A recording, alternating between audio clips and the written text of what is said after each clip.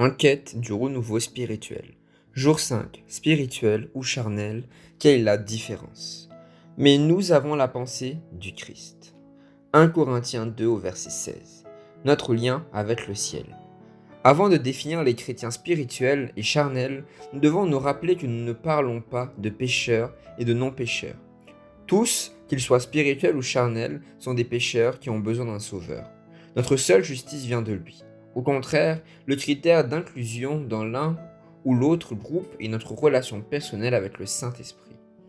Dieu déclare que nous ne pouvons pas rompre notre relation avec le Saint-Esprit sans endommager notre lien avec le ciel. Matthieu 12 au verset 32.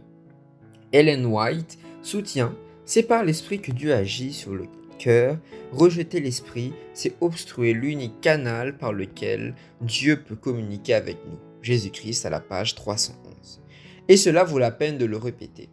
La seule personne que je devrais évaluer comme spirituelle ou charnelle, c'est moi-même.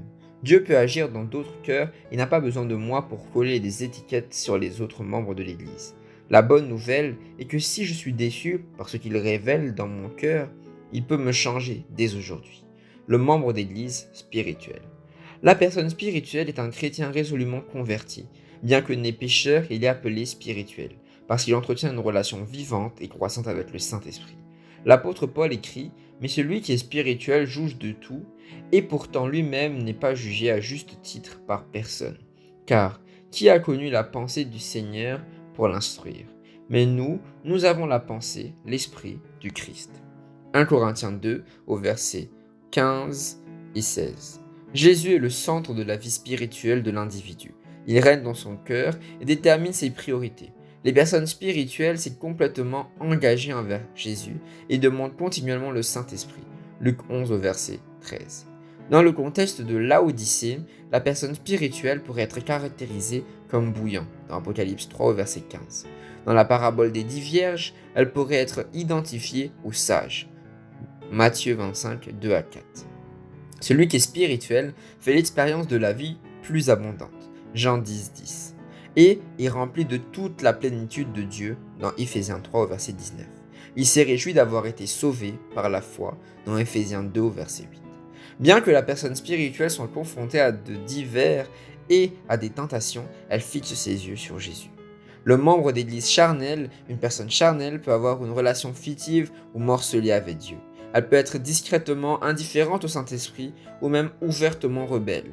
Voici ce qu'en dit l'apôtre Paul. Et toi, et moi, frères, je ne pouvais pas vous parler comme à des gens spirituels, mais comme à des charnels, comme à des enfants en Christ.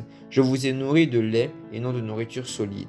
Car jusqu'à présent, vous n'avez pas pu le recevoir, et même maintenant, vous ne le pouvez toujours pas, car vous êtes encore charnel.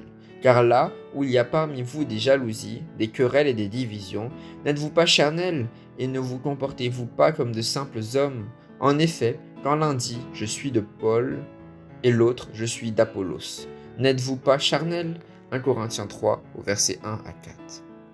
Nous concluons ici que le facteur déterminant doit être notre relation avec le Saint-Esprit. Le terme charnel décrit une personne qui raisonne, fonctionne et agit selon la chair, c'est-à-dire par la force humaine normale et non par le Saint-Esprit. Et de surcroît, plus tragique, il n'a pas choisi de recevoir la vie éternelle, dans Romains 8 au verset 9. Paul s'est adressé au peuple charnel en tant que frère, ce qui montre qu'il était membre d'église. Il ne pouvait pas les appeler spirituels parce qu'ils n'étaient pas suffisamment remplis du Saint-Esprit. Il n'avait pas encore grandi dans la foi comme il aurait dû le faire. Il est possible d'être membre d'une église pendant de nombreuses années et d'être encore un chrétien charnel. On peut avoir des connaissances bibliques et n'avoir pas encore atteint la maturité spirituelle. De nombreux chrétiens charnels ressentent une insatisfaction, une déception ou une absence de but réel dans leur vie spirituelle. Certains sont apathiques et disent « Nous ne sommes que des pécheurs, nous ne pouvons rien y faire ». D'autres chrétiens charnels sont enthousiastes et actifs, peut-être fiers de leur position importante dans l'Église. Malheureusement, Jésus dit « Beaucoup me diront ce jour-là, Seigneur, Seigneur, n'avons-nous pas prophétisé en ton nom, chassé des démons en ton nom, et fait beaucoup de miracles en ton nom? Et alors je leur dirai, je ne vous ai jamais connu, retirez-vous de moi, vous qui commettez l'iniquité. » Matthieu 7, versets 22 et 23. Quel était le problème? Ils n'avaient aucune relation personnelle avec Jésus et aucun lien vivant avec le Saint-Esprit. Si vous trouvez que vous êtes un chrétien charnel en ce moment, prenez courage. Vous avez la possibilité de commencer une nouvelle vie dès maintenant. De nombreux chrétiens charnels sont dans cette situation sans le savoir, et vous prient peut-être déjà pour une expérience de foi plus profonde. Jésus désire que votre joie soit complète, dans Jean 15 au verset 11, et il vous invite à vous reposer dans la solide espérance de la vie éternelle. Les textes bibliques dans nos prières. Nous sommes encore charnels, mais il y a de l'espoir. Et moi, frère, je ne pouvais pas vous parler comme à des personnes spirituelles, mais comme à des charnels, comme à des enfants en Christ. Je vous ai nourris avec du lait et non de la nourriture solide, car vous n'avez pas pu le recevoir, et même maintenant, vous êtes encore charnels. Car là où il y a de l'envie, des querelles et des divisions parmi vous, n'êtes-vous pas charnels et ne vous comportez-vous pas comme de simples hommes 1 Corinthiens 3 au verset 1 à 3. Cher Seigneur, nous relevons que ce texte biblique inclut l'adverbe encore, ce qui laisse entendre qu'il y a un espoir de changement. Et nous te remercions car c'est par toi, avec toi et en toi que notre espoir se fonde. Le renouveau est possible et nous n'avons pas à rester dans cette situation. Nous voulons que tu nous transformes aujourd'hui.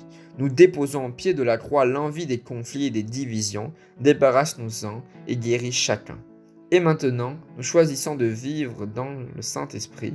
Nous demandons, ont-elles des motivations charnelles?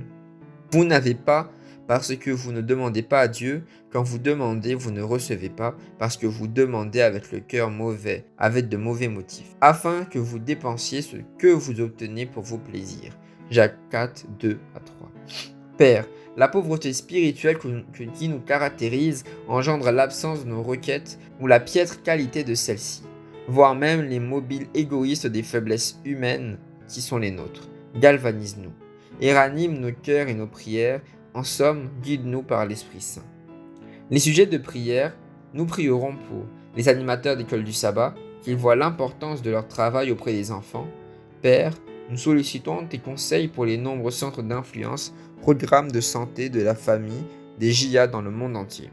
Père, nous invoquons ton nom pour que tu nous aides à aimer les nouveaux membres et à pouvoir efficacement au développement des nouveaux membres. Seigneur, nous te louons de la diffusion d'une littérature plus accessible et plus complète dans nos communautés. Nous prions pour qu'elle soit lue et que le Saint-Esprit les convainque de la vérité biblique.